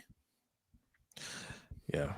All right. I mean, like I said, I think making it as available and the way they advertise it is a lot more damaging. Like it's more damaging to society as a whole, for sure. But I just don't think it is amongst athletes. I think that temptation is always there. That access was always there, and that's why there's always been these kind of scandals. Like boxing has been corrupt from jump. Baseball's had these kind of scandals. Basketball's had these kind of scandals before. Like, it's been. I mean, guys conspired to throw the World Series at the turn of the century. But you don't think this will make it worse in the future? Like let's just be real. They're advertising to younger people, right? So you got kids, as soon as they're turning 18 or 21, like as soon as they can gamble on there because their friends are talking about it. They're going to be doing that in college. They're going to be doing that, and college lets them gamble. So it's one of those things where they don't see anything wrong with it, and then they get to the pros and they already develop bad habits. Yeah, but I don't think it's going to increase it because you see how easy it is to get caught doing that. They all get caught doing it because all of the apps, FanDuel, DraftKings, all of them will snitch on you. Yeah. Like it's not even about, hey, you messed up, like which they all do anyway. They all mess up. They're all easily caught. But the app that you place the bet on is calling Roger Goodell to tell him you placed a bet. They're calling Adam Silver to tell him you placed a bet. And listen, that's another thing too. They're only calling when you win, right? like no. They're gonna call because they're not gonna risk the overall relationship with these leagues because so the 13th man for the Utah Jazz, won a couple K off of them. Like no, when they see that a professional player is betting, they're going to report you. Whether the league does anything about that is another question. So Delia says, my understanding from a real life friend who bets on those free bets is that you can't withdraw your winnings on those bets until you've deposited an equal amount to the free bets. Right. Wait, so you can place? I don't know. I've always wondered about that because I never actually used it. Like, yeah, when they say, hey, here's $250 in free credit, you can bet with it, but then you can't get the winnings out until you've deposited $250. I hate all of this. All of this, man. Ban it. I'm sick all right, freedom hater. You know what? Why don't y'all catch me on my solo stream that's going to be coming every Friday evening? We call it the Eagle. All right. All right. Let's move quick because we're man. We've been going for a while here. Let's move quick here. You want to talk about Nico real quick? Man, they did Nico so dirty. The Mavericks are firing Harrison 9 months after the jarring and stunning Luka Doncic trade, a move for which Dumont took accountability and accepted as a mistake in a courtside interaction with a fan on Monday night. Yeah, so what happened is they had Luka Doncic. Luka carried them to the finals. They said, but he looked a little tubby. I don't want to pay him. Hey, Nico, trade Luka. And Nico went out and got a top-tier player in Anthony Davis. Now, granted, he has injury issues, obviously. But in terms of talent, incredible player. And then they said, man, didn't think fans would be upset about that. Nico, you're fired. I look, Shams put out another tweet. I didn't put that one. I didn't grab that one. But Shams said that Nico was the one that brought that idea up to ownership of trading Luka. Look, the story had been out there that they did not want to pay him. Mm-hmm. Now, when you say I don't want to pay him, you're saying trade him. Because what are you gonna let him walk? No, you're not gonna let him walk. So either you're writing him that check or we're shipping him out. Listen, Nico was he listen. I said this morning, there are no victims in this story. He was out there pounding his chest like, yeah, I did it, and what? Real brazen about it. Of course, he's trying to save his job.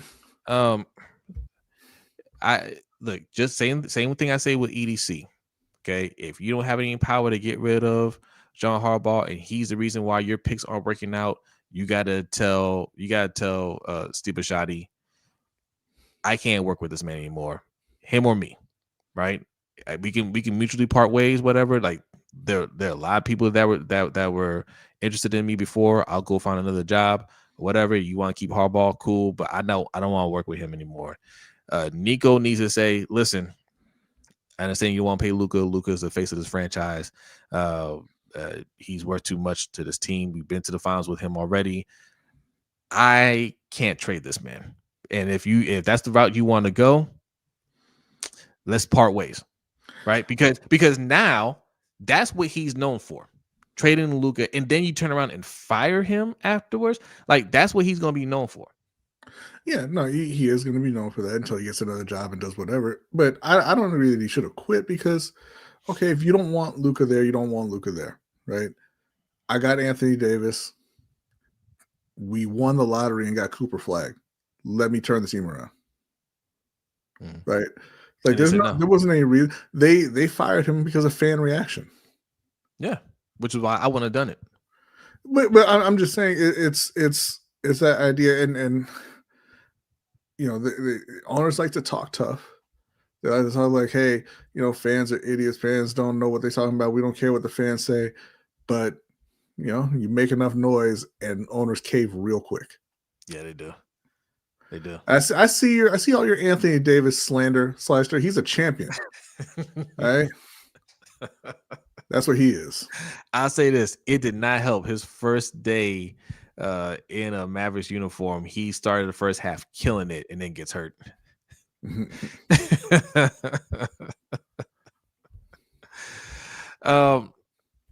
Yeah. All right. Listen. It is what it is, Nico. I feel no sympathy for you. None. You know, like you went along with the heist. All right. and you didn't walk away with your cut. This is always what I talk about with fans, though. Like Slash there talking about how he faked his way out of New Orleans, faking an injury and all this stuff to get himself to LA. Man, go talk to the people running the Pelicans about why you can't win a goddamn thing, because that ain't on Anthony Davis. Wait, he faked what? Like I don't remember him faking anything. So but I'm not gonna say didn't fake it, but it's real in LA. Like no, he's not faking. Yeah, go talk to that team about why you can't win anything forever. Yeah. Anthony Davis ain't do that to you. I watched a little bit of Cooper Flag play. He gonna get right. He gonna get right. Flag ain't special, y'all. Cooper Flag ain't special. I'm not saying he's not gonna be a good player. He ain't special. Listen, I kind of thought that because I watched him a couple times at Duke, but I was like, he's a very good player though. He's a very good player, but he's not a generational prospect. Like they were like, oh man, we lost Luka, but we got Flag. Right. He lost. Yeah. He's a good player though. He's a good player, and they do have some talent in Dallas, and you know they'll be fine. Or they won't. I don't care. I'm a Lakers fan, man. We got Luka. All right. So eventually y'all will win something. I don't know. Whatever. Do we have any submitted questions? No. Somebody forgot to post the thing this week. Okay. Our bad. B's bad. Not my bad. I said somebody. I didn't say. Yeah. Are you Attitude Pop? Are you suggesting that he played one good game and that makes him special? Is that what you're hitting at there? Who? I say Attitude Pop saying he is special. You must ain't seen him last game. Is that what you're getting at? Listen, Attitude Pop. They play 82 games. All right. Talk to me at the end of the season, man. Right? Like they're really bad right now. And don't talk to me about injuries. If you're a special player, then in basketball and you're healthy, the other injuries don't matter. Yeah. He ain't special. If he still needs Anthony Davis and Kyrie Irving for them to be winning, he's not special. Attitude, are you I want to make sure we got this right. Are you referring to the game on November 10th wherein he scored 26 points and had 9 rebounds? And shot 20% from 3? That's not special. Is that the game that you're referring to? He's having a good, solid year. You just said he was special. No, we literally just said he is a very good player, but he is not a generational player. That's what we said. We didn't say he sucks. No. I'm not saying he sucks. No. But he was marketed as the one. You gotta stop trying to argue everything, man. And you gotta redefine what the word special means when it comes to sports. Is Zay Flowers special? Likely special? Cooper Flag special? None of these guys are special. None of them. No. Victor Wembanyama is special. Yeah. Wembanyama's scary. Scary. Yes, that's a special player. Cooper Flag ain't that. SGA is special. Cooper Flag ain't that. I mean, I came in here talking about a special players having a good solid year. Yes. Joker is special. Yeah. Those are special players. Okay? He'll be even more special when he puts that Lakers gold on, man. Don't do that. Adelia is going to end the stream right now. Actually, no attitude pop. Rewind the stream and tell us where we said we expect him to carry the team in his first year at 18. And he can't do everything. He can't shoot threes. I'll tell you that. Attitude pop says he's an all-around talent who can do everything, who's 18, but expect him to carry an NBA team in his first year. Attitude pop. Well, so what makes him special? Yeah. Oh, okay. All right. Nobody said anything remotely close to that. So what you're saying is he's going to be a special player. He's not a special player right now. You think he's going to be a special player? I don't agree with that either. I don't think he's ever going to be special. Jay's so disrespectful, man. He said Cooper Flag's ceiling is the Jazz version of Gordon Hayward. Well, he was a good player though. Gordon Hayward was good. What are you looking at? Yeah, he wasn't a special player. Yeah, Cooper's not a special player. Cooper Flag reminds me of a white Scottie Pippen. No. Nope. All right, look, we'll see. You said that Luka wasn't a good. You say he wasn't a good shooter in his first year. Okay. He said he's special and will show it. Come back in 2 to 3 years. It takes 2 to 3 years to show he's a special player. Then he ain't special. Luka shot 32% from 3 in his first season, which is not. Yeah, that's not top of the league or anything. But Cooper is shooting 26%. He can't shoot. That's not to say that he'll never be able to shoot, but he can't right now. Bob, look, it's all opinions right now. All right, it's all opinions. I mean, he just started out his career. You're absolutely right about that. If you believe in him, you believe in him. I don't believe in him. All right, I watched him a little bit in college. I'm watching him starting out. I don't see it from him. He says it took Luka 3 years. It absolutely did not. Attitude pop. He was averaging 21 as a rookie and 28 in his second year. Come on, bro. Come on, man. You know we watch basketball, right? I know we don't talk about it as much as we used to, but we watch the game. Yes, Wemby is special. Man, Wemby is. Oh my god! Man, get out of here! Dad, don't bring Danity up. She's only putting that because she's a Spurs fan. All right, let's get out of here, man. We're almost at 2 hours, man. There's still 60 people in here, man. Hit that like button. Go. It's too close to 2 hours. And if you're new in here, it's your first time watching, or you just haven't subscribed yet, you just been lurking, hit the subscribe button. It is time. All right. Look, we're going over to the Overtime Show. You don't want to miss it. We have a lot to discuss over there. Patreon.com/LBHT Show. Also, if you're a channel member, I already posted a link there in the comment section. So go check it out. B, are you ready? I am ready. But B I know ready. you're asking me because our producer is back. Oh, that's right. Yes, that's right. Adelia, are you ready? She is ready. All right. No morning show tomorrow, or maybe there is. I don't know. We'll see. Also, Monday, just before we go real quick, Luka made the playoffs in his second year. To your point about him not winning anything and just losing. Yeah. So Monday, Tuesday, Wednesdays for now. You can catch me and Hendo. We're calling it the morning roundup right now. That's a working name. Ferris has shown up all 3 days. Yolanda made an appearance. Word is she might make some more appearances in the future. So that's around 6:15, 6:30 ish in the morning. So set your notification bells. And look, if you want something to listen to in the morning, we may be there. All right. Patreon members, get ready. The Overtime Show is getting ready to start. Everybody else, have a great night, and we will see you next time. Peace.